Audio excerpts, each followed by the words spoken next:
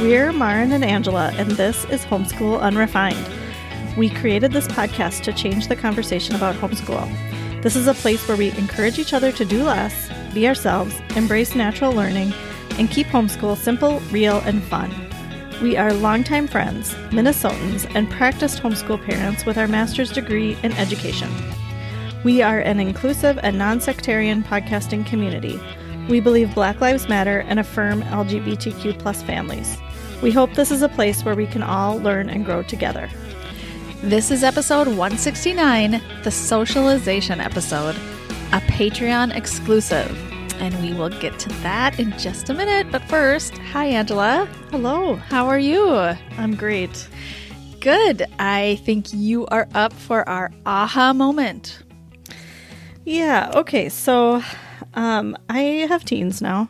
Almost all teens. Yes. You are weeks away from all teens. I'm weeks away. Oh, wow. You're right. I'm weeks away. I wasn't prepared for that. Sorry. I know. I realized that last night that I'm weeks away because I keep thinking it's kind of far away. I know. Yeah.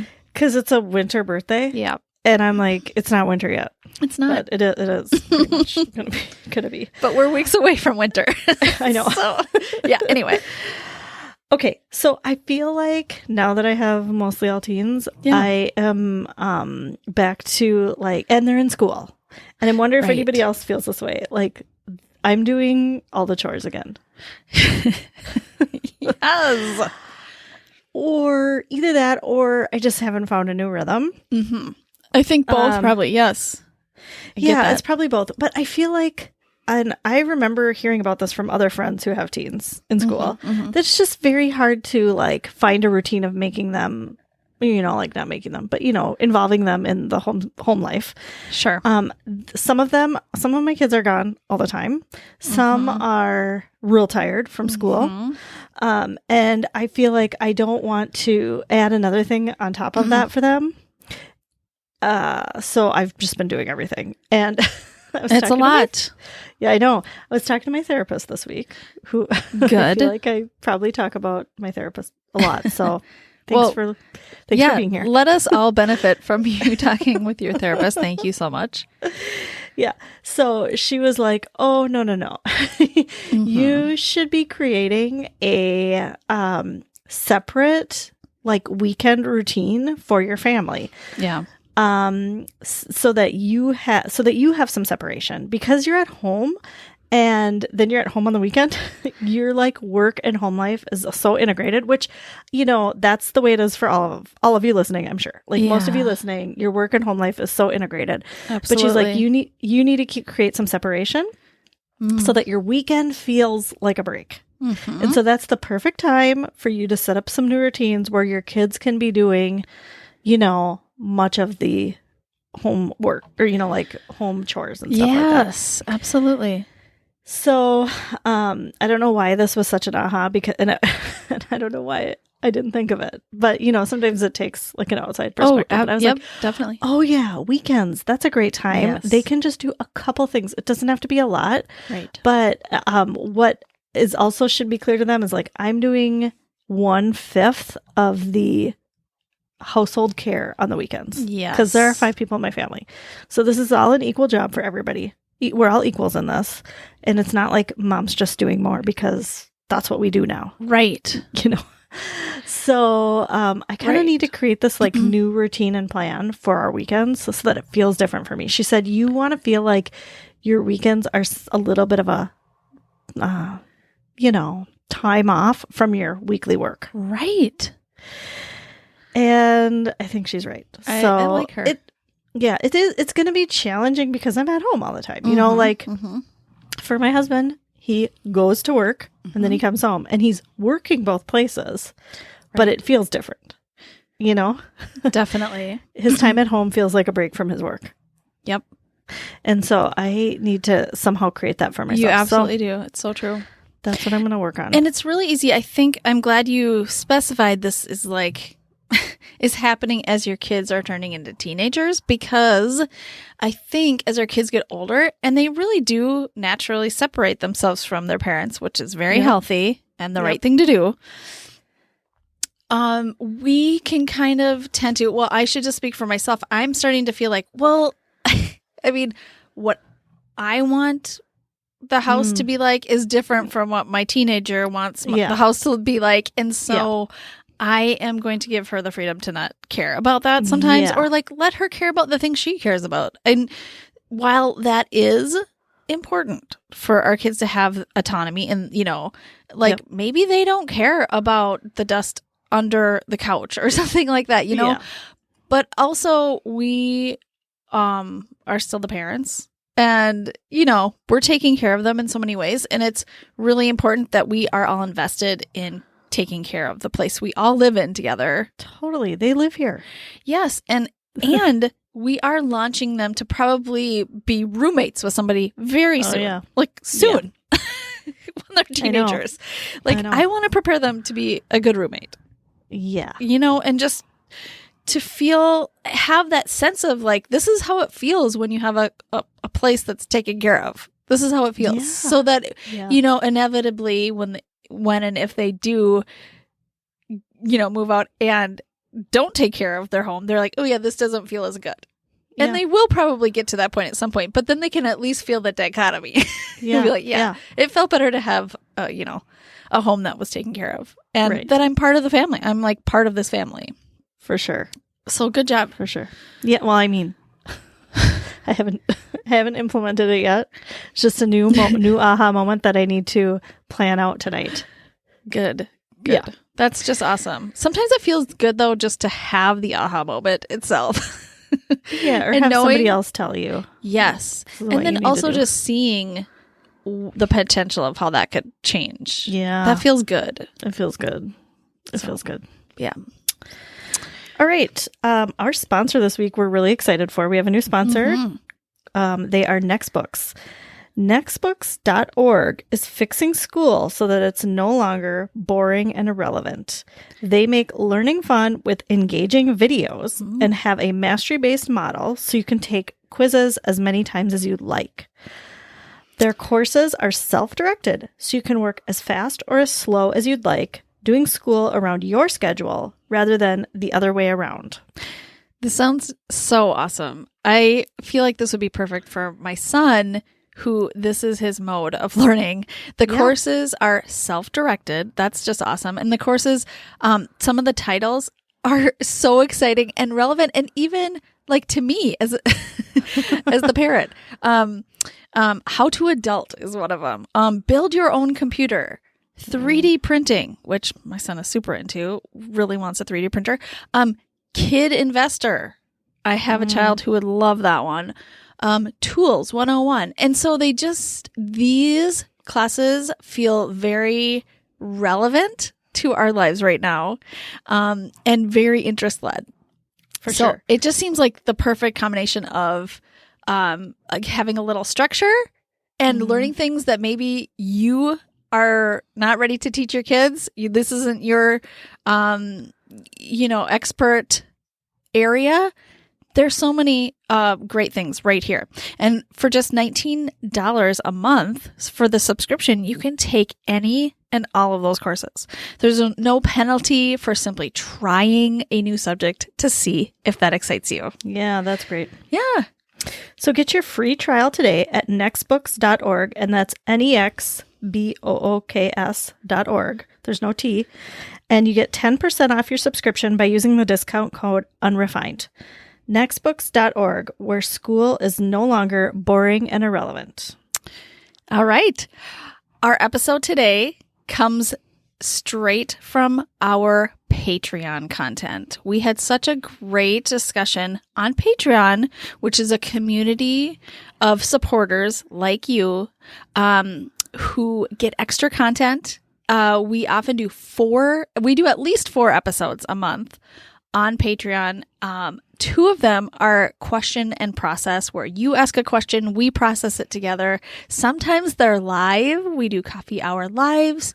And we also talk about what we're loving. We do lots of LTW extras. We also talk about, we just do a check-in where we talk about our self-care and how everything's going. And we just get to know each other really well on Patreon. This episode that you're going to hear today is a question and process episode, and it is about socialization. Yeah. And you know what? I don't think we've ever done an episode on socialization in 5 years. Which I can't believe.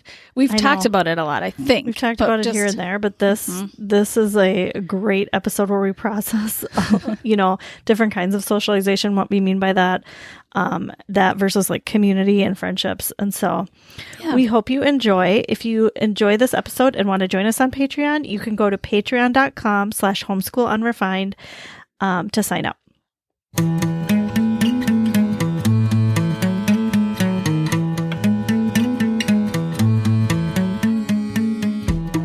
Hello, friends. Hello. Welcome to our Q&P. Yep. Question and process. Stress the P on this one. Yep. Especially. Right. So our question this week comes from Lee. If you have any questions, please send them our way because we might get to them. We do these twice a month. Yep. Today we are tackling this question from Lee, which I think is probably everybody has considered this or wondered this at a certain time. Oh, my goodness. It's a big topic in the homeschool community. And I feel like it's the thing that people ask you about. Yeah. If they aren't homeschooling. For sure. If they don't know, Yes. what homeschooling is really like. For sure. Yeah. Okay. So Lee asks, a topic that is on my mind a lot is community and socialization. Mm-hmm. This topic feels a bit taboo in homeschool communities. We all say, it's all socializing, and don't address the very real needs of kids to have peers and a close group of friends. I organized a social group for a few years. It's very successful, and we filled a gap in our city. Yay. But as my 12-year-old goes into 7th grade, I'm still finding that he is the oldest, or one of, and struggling to make those connections. We are now planning a preteen group with a facilitator for him and 7 other kids. I'm very invested in this topic and would love to hear your processing around this. Yeah. When I saw this question, I was like, oh yeah, we need to talk about that. Yes, we have to talk about it. And I'm sure we have in the past, and maybe it hasn't been a whole episode or anything, but yeah. But yeah, it's a big deal. It's what people always ask me. Yeah, and I feel like I have been not guilty, because I've been honest, and I still feel this way, of saying it's all socializing. Mm-hmm. In a little bit of a defensive way. Sure. When people ask, well, what about socialization? I just want to be I want to be defensive. But, right. And I think that's why it's a bit of taboo among homeschoolers to talk about it, but it is important. Absolutely. I think it's important. Yes.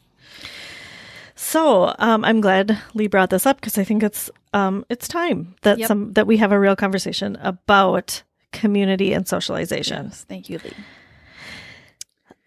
First of all, I just want to say, I think that these two things are different. Community and friendships is one thing. Yes. And then I think socialization is another thing. Exactly. And I think sometimes we mix them up, or we say one, but we mean another. Exactly. Or when somebody asks about one of those, they mean the other one. And so I think it's really good to differentiate those two when we're talking. Absolutely. Yeah. And I think I've done that. I've done that too myself. Yeah. Mm-hmm. Messed them up or said something. But I think when people ask, so what about the socialization? I think they are asking, can your kids talk with other people or, relate to someone? Yeah, I think sometimes. Yeah. I think sometimes people ask that. And then I think sometimes what they really mean is, do they have friends? Mm-hmm. Yeah.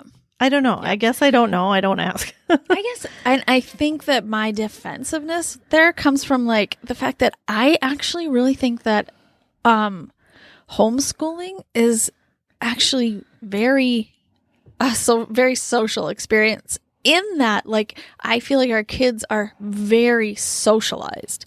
Mm-hmm. They are very good at talking with all sorts of people. Mm-hmm. Not just people their age, and not just people sitting at the table next to them or whatever, but all different people. They are able to go ask a worker at Target where they can find the thing they need to find. Yep. They're good at speaking up when they hear or see something that is not right. Yep. Because I feel, because when you're homeschooling, you talk about those things. They're valued in our home. They're very much valued in our home. Like there are kids' opinions on things. And so and when family comes over, when aunts and uncles come over, like they are great at like starting a conversation with these people. I just think like they're great at like the natural socialization that happens. Totally. Yeah, I was talking with my oldest about this when I was like kind of writing some notes down, and I was asking her what she thought, and she said she thinks that it's because the reason was better socialized as a homeschooler was because she's kind of always thrust into new situations. Because there isn't like a consistent group of homeschool friends that you homeschool with from, when you're young to you're old or whatever, you're always like taking different classes and trying out this co-op and then, hanging out with these friends or these grandparents or these whatever. And so you're like kind of always having to like meet new people and like, get your own needs met a little bit. Yes, which I think kind of emulates real life. More than a classroom would, which is, they're the same 25 people. You see them every day, even if you're having a hard time with some or, like you're just always around these people and they're all your age. They're exactly your same age. Yes. And there's often not enough. I don't know, like my thing about school is like there's a lot of regulation around socialization. And yet I don't feel like enough support for the socialization. Okay, what do you mean by that? Well, I mean, like, there's all the rules. There's lots of rules. Yeah. What you can and can't do, which, I mean, is what I think they have to do because there's not enough time in the day necessarily based on, everything they need to get done in the day to talk about, relationships and dealing with people and or even being in a natural situation. It's all kind of like an unnatural classroom situation. I think it's just they don't go out and like see other people or do a field trip all the time or what I mean, like it's just they're just often with the same people all day, and so they just don't have the opportunities to, learn these really natural things that that I think we've learned, our kids have learned. Right. Through homeschool. And then what do you mean by not enough support? Well, that's what I mean. Like not enough support, meaning there's not enough, ways to learn. Like there's not enough, situations where they can learn how to do these things. Okay. And then also, the guidance isn't there either. You know what I mean? I think so. Like when we're homeschooling, we can go out into the world, do all these things, and then come back and like we can process for the rest of the day if we want to, if we need to, for days and days. And as a parent, I am noticing my child and how they reacted in that situation or whatever, and I am putting that in my back pocket. And I'm building all the learning on that thing that I just saw happen or whatever. So like, it's just so personal. Yeah. And that's the support that happens, I think, in homeschooling. And I am not saying anything bad about, I'm not trying to like say homeschool is the best way and public school is the bad way, because 3 of my kids are in public school. And a lot of it is because they were feeling very isolated homeschooling. Yeah. So we're going to get to that in just a minute. But just to go back to the socialization part, I think too, and I'm just trying this theory out, so just let me know. I feel like maybe it used to be, I think people have a stereotype of homeschoolers that they're like, unsocialized, I'm putting that in quotes, and like kind of weird. Like they're weird kids, kind of weird and maybe quirky. Sure. And maybe aren't good at socializing. And I think maybe some kids are like that. Maybe. But I think too, for the most part, kids are allowed to be their weird, quirky selves. Yes. When they're homeschooled. Yes. Because you can be into whatever you want to be into and it's accepted. When you're at school, you're kind of trying to fit in. Right. And like if you were going to be into something weird and quirky, that would set you apart. And so that would be really hard. And so it can look on the outside like these homeschoolers are all weird and quirky. Yeah. Yeah. And I like that about homeschoolers. I do too. I think that's amazing. I want more weird and quirky. And I think that comes from a confidence that is kind of instilled in kids who don't get the message every day that what they're doing is wrong or weird or different. Like, they just wake up and, put on their cosplay outfit or whatever it is, and then they just do that, and nobody says anything about it. Nobody cares. It's great. Yeah. That's how we do homeschool. But, going to a school, somebody's going to comment on that, and that just feels bad. That hurts. Yeah. Yeah, so I would agree with you that I feel like my kids are very socialized. And in fact, like that has been probably one of the big benefits of homeschooling is that they have a wide variety of experiences with a wide variety of people and ages. And they are now used to like advocating for themselves. They're now used to interacting with adults and asking questions and making small talk with the new kids next to them or like talking to older kids or talking to younger kids. And I feel like that's a real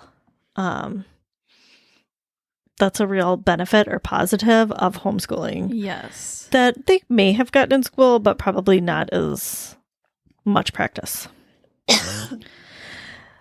Now, I think on the other side of that, I think we have friendships and community, which, is a real need. It's a real need it's a real need that we all have. We all crave community.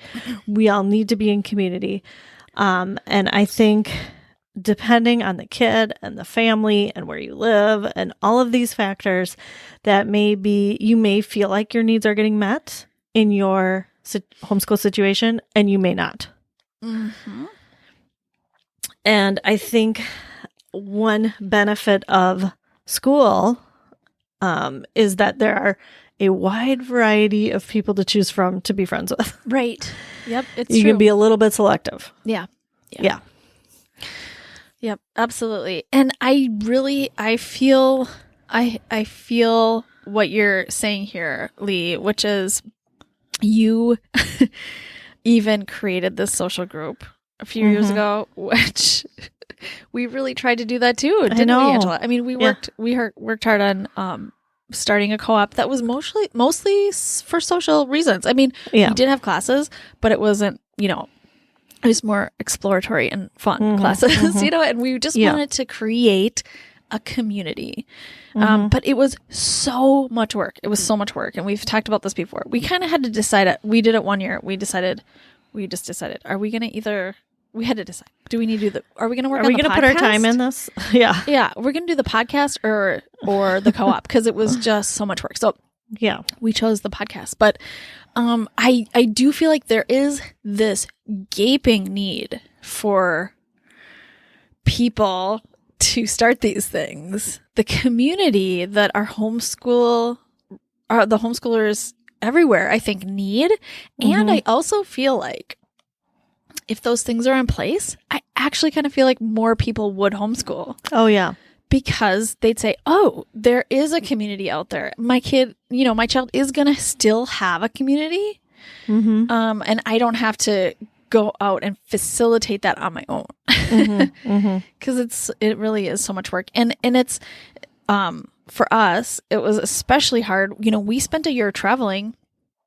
And so we did a lot of socialization, did not do we didn't have a community.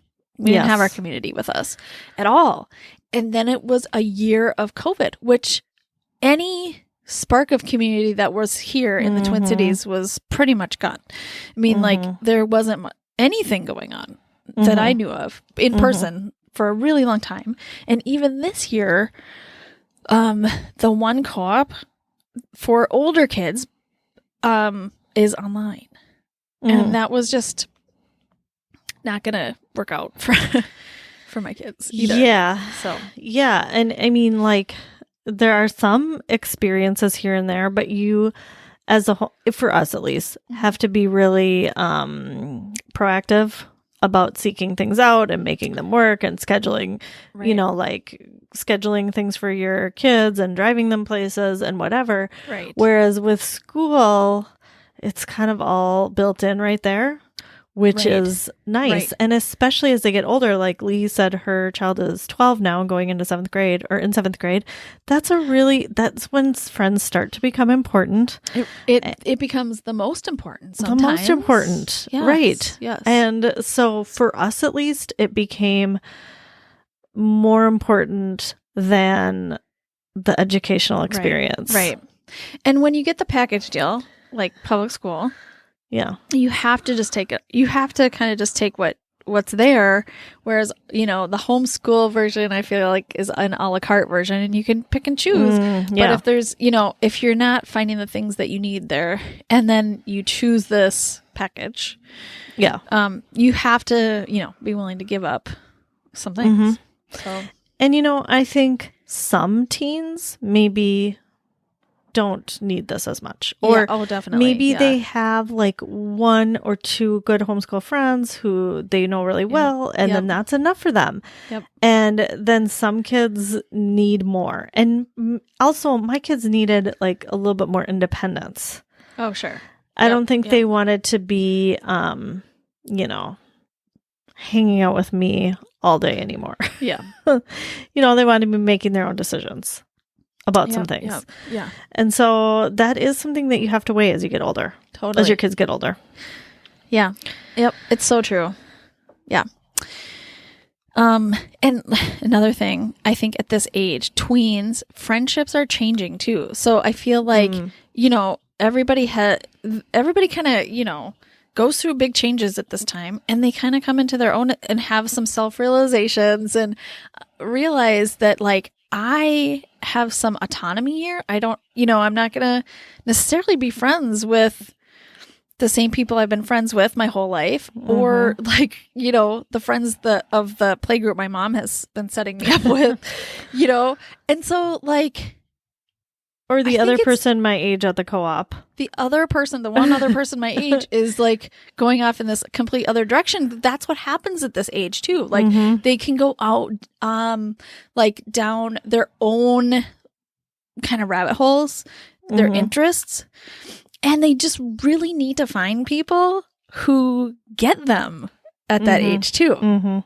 And so I think, you know, to find somebody, like, I don't know, through that time is really powerful. It just is. Right. You know, find some connections. Yeah, find some connections. And I mean, like, when you're starting school, you know, you're just feeling people out. And so that, like I said, there's like a wider variety of people to pick from. Yeah. Yep. And in homeschool, there just isn't. And if maybe there is in your area, maybe you have like huge homeschool communities in your area. And if you do, that is so awesome. Or I know, like, in our episode with Iris. Yes.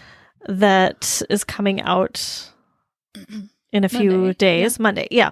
It's coming out on Monday. She talks about her kids being in like a self-directed school. Yeah. Which that, you know, like part-time.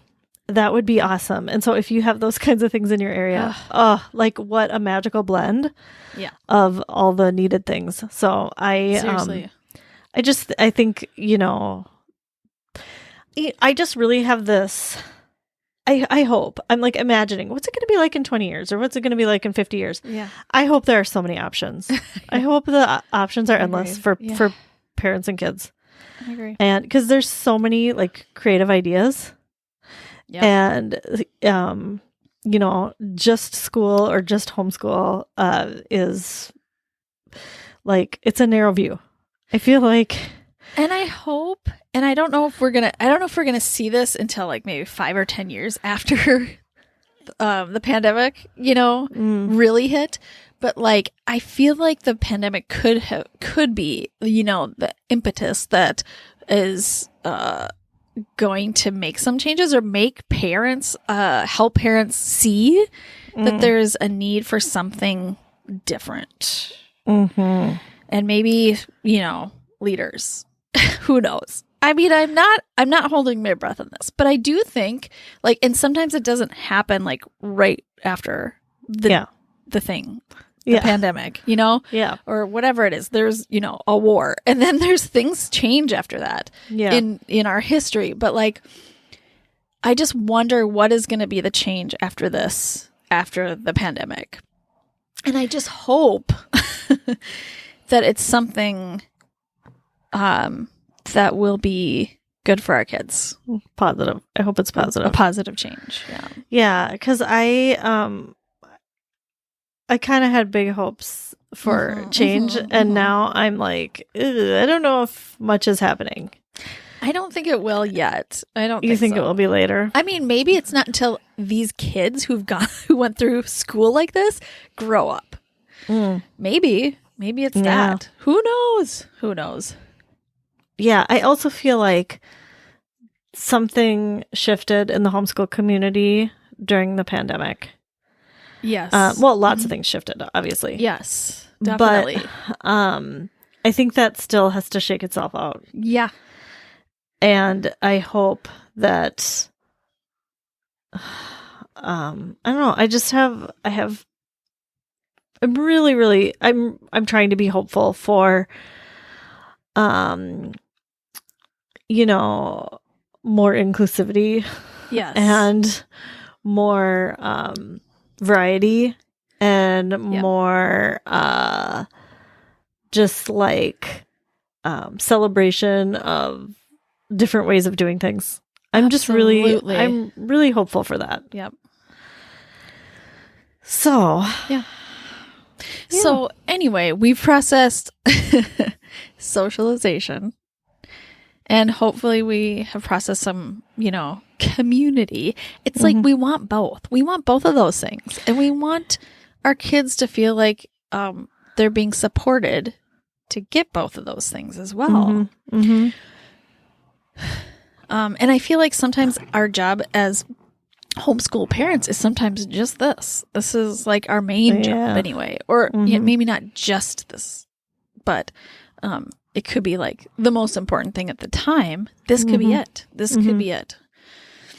So I would say, like, even if this is what you're focusing on right now, that's great. Yeah. Finding the community that you need or whatever.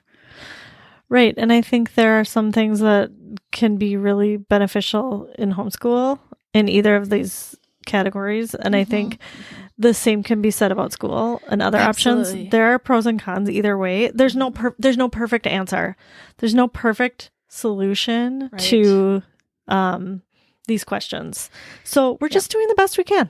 Absolutely. And Lee, I just want to also applaud you for putting together this, what was it? It was a group. Well, it's she has like a preteen group. Yeah. That you're doing just because and this is what happens as your kids get older.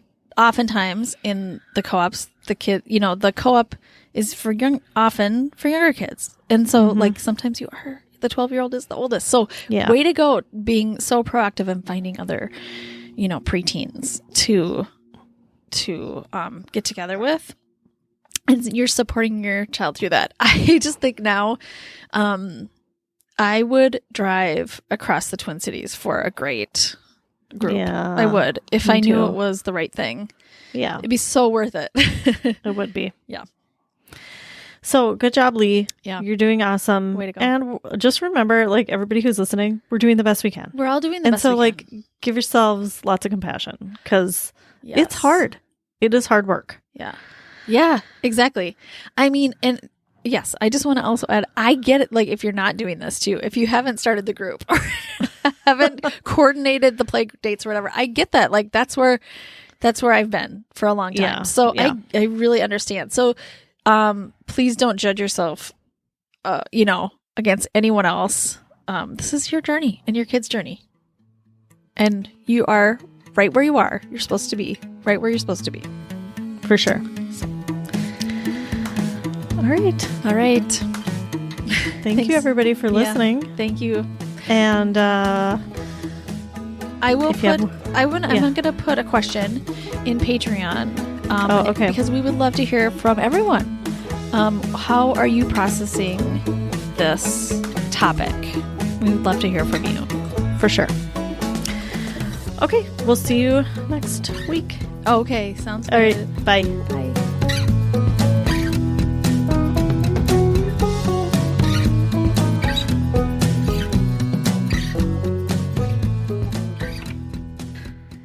All right, let's move on to our LTWs.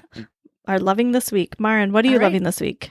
Okay, I'm loving a show that I may have talked about. I can't remember if I talked about it on a main episode or I know I talked about it on Patreon a couple years ago. It's been a couple years though. Yeah.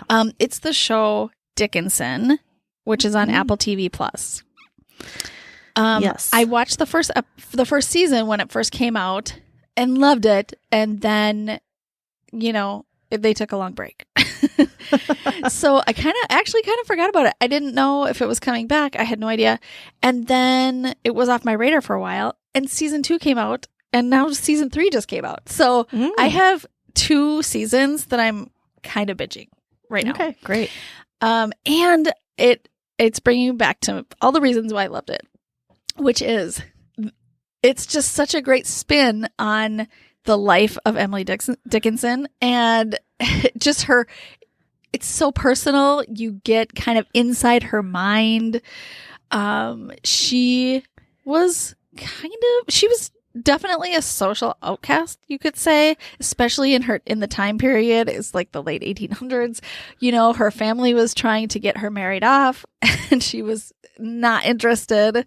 Wanted to have a career as a writer, but also really, really didn't know if she should or if she wanted to be famous, or if that she should be, or and so she grappled with that, and she's grappling with like, should I find a relationship or not? And it's just so well made. I love the directing. It's kind of like Hamilton in that the language the way they talk is modern. Yeah. They talk in modern language, and the music is like this kind of hardcore, like a very electronic dance music that they play in between, as transition music and even the beginning song. It's just this like kind of hardcore, like bang your head a little bit music, which is so different than, What you'd expect. the very proper time period and even the class of people they were like these kind of upper middle class, probably upper class like family. And it's just so well made. And Haley Steinfeld, who is the star, she's Emily Dickinson. She plays Emily so well. Like, I don't know if I'll ever be able to see her as anyone else again. She just does it so well. And her mom in the show is Jane Krakowski, who I really love too. So, and then just the casting is absolutely wonderful. I don't know. I think these people, if they're not, I don't know what they've been in, but if they haven't been in anything huge yet, I think some of them are like up and comers for sure. Yeah. That's awesome. Yeah. I watched probably the first half of season 1 and then dropped it for some reason. Yeah. But I loved it too. So I probably should go back to that. There's just so many things to watch. I know. I agree. And I have to say, I think season 2 even gets better. So it's while season 1, I was into it, I didn't feel compelled to keep watching the second one. I really liked it. Season 2, I'm just finishing it, and I just don't want to stop. I do not want to stop. I want to keep going. Awesome. Yeah. All right. That is great. Yeah. All right, Angela, what are you loving this week? Okay, so I am loving a makeup product. All right. And I'm just laughing a little because, I would call me like I'm not like a makeup guru. I mean, like, Yeah. I'm just learning, still. I'm always learning, right? I think those are the people I like to hear from, though, because I am very intimidated by the people who really know what they're doing. I wouldn't go there, probably. Okay. So let's hear it. Okay, so if you remember, I don't know how long ago, maybe a year ago, I talked about Thrive Cosmetics. Yes. Mascara. Which I got, by the way. You did? And love. Okay. Yep. You love it. Okay. Mm-hmm. I still love their mascara. And the reason I love their mascara is it doesn't run down your face. Yeah. Okay, there's no like raccoon eyes. True. And the only issue is you have to order from their website. Right. So I went to order more mascara and I was like, well, I should probably order something else because, I want free shipping or I don't remember. I was just like, while I'm here, I should get something else. So I literally just went to their like bestsellers and was like poking around. Okay. Like what's one of their bestsellers? And this is called the Instant Brow Fix Semi-Permanent Eyebrow Gel. Okay. Ooh. So I ordered it and I love it. So, if you're about a person of about my age, maybe you overplucked at one time, which I did. And so I'm still on this quest to like, grow, I'm like, my eyebrows are a little patchy. Mm-hmm. They're a little patchy from my overplucking years. Sure. And so I had been using like an eyebrow pencil to like kind of fill them in a little bit. Yeah. Well, this, and that's okay. Like I really didn't feel like I knew what I was doing, but I just did it anyway. Okay. This Instant Brow Fix Semi-Permanent Eyebrow Gel is actually shaped kind of like mini mascara. If you can picture like a small mascara wand. Yeah. And then you brush it kind of upwards and over on your eyebrows. So it like kind of coats the hairs. Yeah. I like this. And it's amazing. I love it. It feels like it looks clean and even and like way better than my attempt with an eyebrow pencil.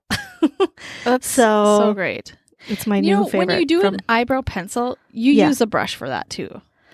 Do you? Well, yeah. I mean, after to kind of yeah. But this is better than that. This is like the gel is on the little brush. Yeah. And it like they coat the hairs. That actually makes so much sense. And it kind of makes me wonder why didn't we start out this way? Yeah. Yeah. It does. So, and the reason I like Thrive Cosmetics, I said this before, but I'll say it now. So now I get 2 items from them. Okay. And maybe free shipping. Maybe I don't remember their shipping, but yeah, I was like, well, I can't just order one mascara. Mm-hmm. I should be ordering something else. And I'm going to try more stuff too, probably next time. Anyway, they donate a lot of their proceeds to organizations that support women. Mm-hmm. And so I appreciate that. So it's Thrive Cosmetics, CAUSE Medics. Yes. And their products, contain clean ingredients. So I like that too. Definitely. Oh, great. I'm so glad to hear this. I have a very cheap eyebrow pencil from Target. Yeah. It's all I've ever used. And I have always thought there's got to be something better. Yeah, you should try this. This is my answer. Thank you. Yeah. All right. Well, thank you everybody for being here. If you want to find us on social media, you can. We are at Homeschool Unrefined on Facebook and Instagram. We also have a website, homeschoolunrefined.com, where you can find links to everything that we talked about. And we will see you next week. Thanks for listening. Homeschool Unrefined is created and produced by Maren Gorse and Angela Sizer. Amanda Ginn is our content and marketing strategist. This podcast is listener supported. Join our growing community at patreon.com/homeschoolunrefined. We donate 10% of all Patreon income and product sales to The Conscious Kid, a Black and Brown-led organization that has been instrumental in our own evolution and in leading the way in both ideological and tangible change with their work in parenting and education through a critical race lens. No matter how you homeschool, you are exactly who your kids need. You're doing great.